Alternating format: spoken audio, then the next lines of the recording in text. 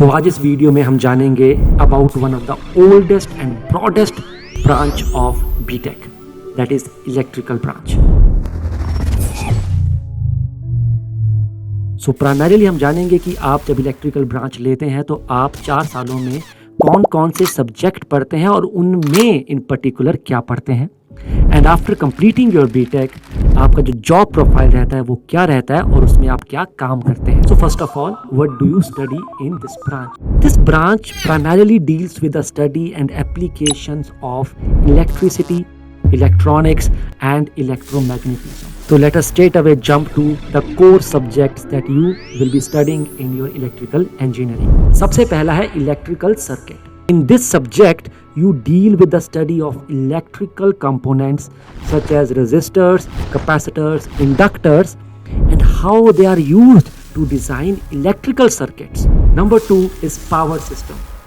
इस सब्जेक्ट में आप पढ़ते हैं generation, transmission, and distribution of electrical power.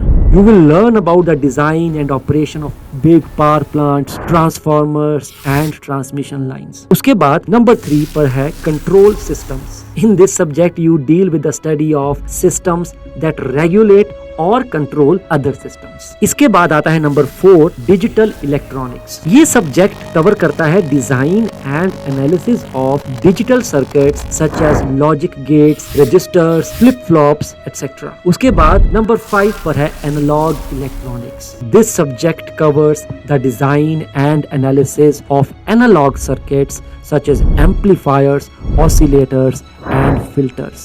Next, you study communication systems in which you cover transmission and reception of information over various communication channels including wired and wireless channels. और हाँ, ये भी बता दूं कि आप इसमें इलेक्ट्रॉनिक्स भी पढ़ते हैं, जहाँ पे आप डील करते हैं electronic devices and their applications के साथ। Now after completing a BTech degree in electrical engineering, what are the profiles, job profiles that you will be getting into? Number 1, power system engineer. एक power system engineer जो होता है वो designing and maintaining of power grids, power plant and renewable energy systems में deal करता है। Number 2, control systems engineer. ये एक काफी इंटरेस्टिंग प्रोफाइल रहता है जहां पर आप कंट्रोल सिस्टम्स को डिजाइन करते हैं जो कि मैन्युफैक्चरिंग, ऑटोमेशन एंड रोबोटिक्स में यूज होते हैं। Then comes electronics engineer. Now an electronic engineer designs and develop electronic devices such as mobile phones,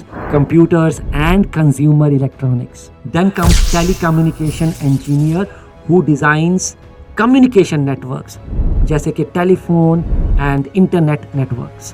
क्या आप जानते हैं कि इसमें आपको एक प्रोफाइल ऐसा मिलता है जो शायद आपको पहले पता ना हो?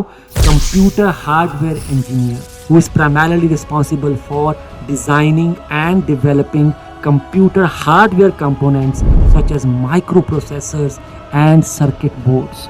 बेसिकली छोटी से छोटी या बड़ी से बड़ी चीज जहां भी इलेक्ट्रिसिटी का काम आएगा, electrical engineer will be required.